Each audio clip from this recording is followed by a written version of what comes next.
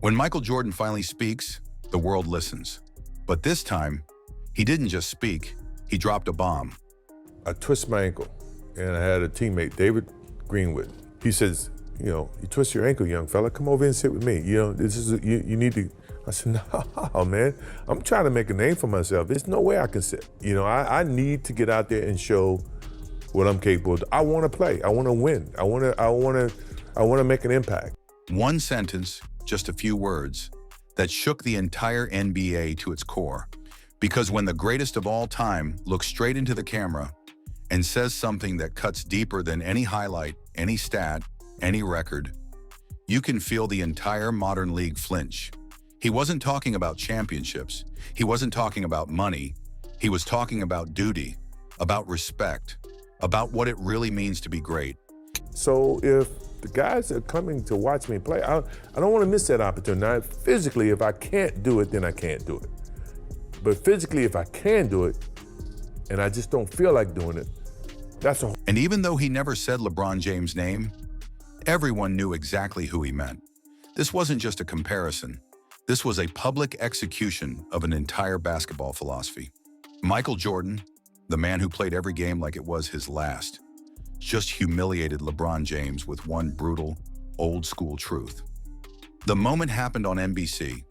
For the first time in over 20 years, the network brought back NBA coverage. And to celebrate, they called up the man himself, Michael Jeffrey Jordan. Not for a documentary, not for a promo, for commentary. Now, Jordan rarely gives interviews. He spent decades in silence, quietly building businesses, managing teams, and staying out of the spotlight. So when NBC teased that he'd be sharing his thoughts on today's NBA, fans knew something special was coming. At first, it was standard MJ talk. Legacy, competition, passion.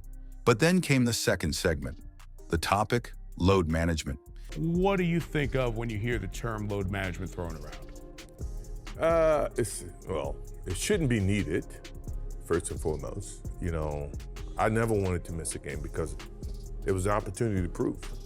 It was something that I felt like, the fans are there to watch me play. I want to impress that guy. And that's when everything changed.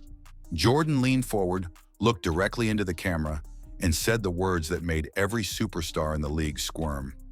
If fans are coming to see me play, and I'm physically able, I'm playing. No excuses, no rest days, no load management. You could almost hear the silence in the studio, because that single sentence didn't just call out a trend, it called out an era. It called out LeBron James. Jordan went on to explain what greatness actually means. He talked about the man in the cheap seats. The fans are there to watch me play. I want to impress that guy, way up on top, who probably worked his ass off to get a ticket or to get money to buy the ticket. You really cared about the guy who sat in the top deck at the Palace in Auburn Hills to watch you when you came to Detroit? Yeah, because I know he's probably yelling at me. And I want to. The one who saved up for months to buy a single ticket. The father who took the day off work. The kid who couldn't sleep the night before, just for a chance to see their hero in person. And Jordan said, I never wanted to let that person down. That was the standard. That was the responsibility. Because to him, basketball wasn't just a job, it was an honor. Every game was another chance to prove himself, to respect the game, and to repay the fans who made it all possible. I need to get out there and show what I'm capable of. I want to play. I want to win. I want to make an impact. And I twisted my ankle. I taped it up, and I went back out, and I played. And I felt I always felt. Jordan's mindset was simple. If you can walk, you can play. If you can move, you compete. And if you can't, that's the only acceptable reason not to suit up. He wasn't flexing. He was reminding the world of something it had forgotten. Greatness isn't about what you do when it's easy. It's about showing up when it's hard. Now, Jordan never said LeBron's name. He didn't need to, because everyone already knew who built the culture he was talking about. The era of rest days, of brand preservation, of it's just basketball. And I am at a point in my career now where I don't lose sleep over that. Like, fuck, how did me and Luka lose? Right, and it's just basketball. At the end of the day, it's just basketball. That's LeBron's empire. When LeBron loses, he shrugs. It's just basketball, he said after an NBA Finals loss. But for Jordan, basketball was never just anything. It was everything. He played through the flu. He played through injuries. He played when his body begged him not to. And not because of pride, but because he felt an obligation. That's what LeBron doesn't get. To Jordan, the fans mattered more than the stats. The effort mattered more than the optics. The work came before the brand. In 15 seasons, Jordan played in 93% of his possible games. 9 times he played all 82. LeBron, just once in 23 years. That's the difference. That's the culture shift. Back in Jordan's day, toughness was the currency of greatness. You didn't ask for permission to rest. You earned your respect by surviving the grind. Magic Johnson, Larry Bird, Kevin Garnett, Kobe Bryant. Every one of them carried the same torch. Show up, compete, respect the game. Kobe once said, Kobe didn't want to disappoint his fans, especially the ones in the 300 sections that saved up to watch him play. I remember asking him why he couldn't just sit a game out because he was hurting. He said, "What about the fans that saved up to watch me play just once?" He never forgot about his fans. What about the fans that saved up to see me play just once? He wasn't joking. He meant it. He'd drag his body onto the floor if it meant not disappointing those fans. Jordan did the same. Remember the flu game? 1997 Finals, Game 5. He could barely stand. He was pale, shaking, exhausted, but he dropped 38 points and carried Chicago to victory. That wasn't luck. That was mentality. That was a man who understood that greatness means giving more than what's left. Fast forward to 2016, the year everything changed. Kobe retired. Tim Duncan retired. Kevin Garnett retired. The last warriors of the old guard, gone. And who was left to lead the new generation? LeBron James. Only this time, leadership looked different. It wasn't about loyalty or consistency. It was about leverage, brand building, super teams, player empowerment. LeBron became the face of a softer, smarter, more calculated NBA. An NBA where you control the narrative, where you skip back-to-backs for maintenance and treat basketball like an investment portfolio. But that's exactly what Jordan was calling out. Not LeBron the player, LeBron the culture. Jordan's comments pulled the mask off 3 toxic ideas that have poisoned modern basketball. Number 1, winning doesn't matter anymore. Today's stars celebrate when they win, but when they lose, suddenly it's just a game. It might not be in the team's best interest, in your best interest, to play all 82. Is that something you've thought about at all since you made the goal? That's a goal, but and it's just basketball. At the end of the day, it's just basketball. Jordan would never say that. Losing haunted him. It fueled him. Number 2, loyalty is negotiable. LeBron turned the NBA into a travel agency. Cleveland, Miami, back to Cleveland, LA. He chased comfort, convenience, and co-stars. Jordan stayed. He built a dynasty. He didn't recruit rivals. He beat them. Number 3, fans are optional.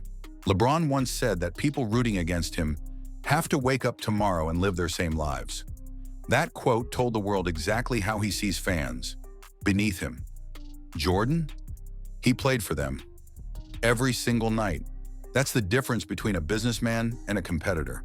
But Jordan's message wasn't just moral, it was personal. He talked about the regular guy, the teacher, the construction worker, the mom who saved up for months just to bring her kid to a game. That's who he was playing for. Now picture that same fan today. They show up to the arena, spend hundreds of dollars, and 30 minutes before tip-off, they hear it. Their favorite player's out. Rest. Not injured, not sick, just resting. That's not smart management. That's disrespect. It's robbing people of the very joy that built the sport. Jordan said it best. If you're physically able to play, you play. That's not old-fashioned. That's professionalism. Load management doesn't just hurt fans. It hurts teams. You can't build chemistry when your star disappears every 3rd night. You can't find rhythm when your leader is watching in street clothes. Jordan led by example. He showed his teammates that effort wasn't optional. That consistency builds trust, and that greatness is contagious, but only when you show up. LeBron's era flipped that script. Now young players see their idols sit out and think, why push myself? Why risk injury? Why bother? That's the virus Jordan's trying to cure. Make no mistake, Jordan didn't come out of hiding for fun. This NBC appearance wasn't nostalgia, it was a mission.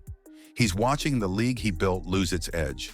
He's watching players value comfort over competition, and he knows that the next generation is watching too. Victor Wembanyama, Cooper Flagg, the future faces of basketball. They're listening, they're paying attention, and Jordan's making sure they hear the message loud and clear. Don't follow the LeBron blueprint. Follow the blueprint of greatness. Show up, compete, respect the game. Because this is more than basketball. It's a battle for the soul of the sport. Right now, the NBA stands at a crossroads. On one side, Jordan's standard. Show up, give your all, and honor the fans who made you. On the other, LeBron's era. Rest when you want, chase endorsements, and treat the game like business. The scary part? That second mindset is winning. Ratings are down, fan loyalty is fading, and people are starting to feel disconnected from the game they once loved.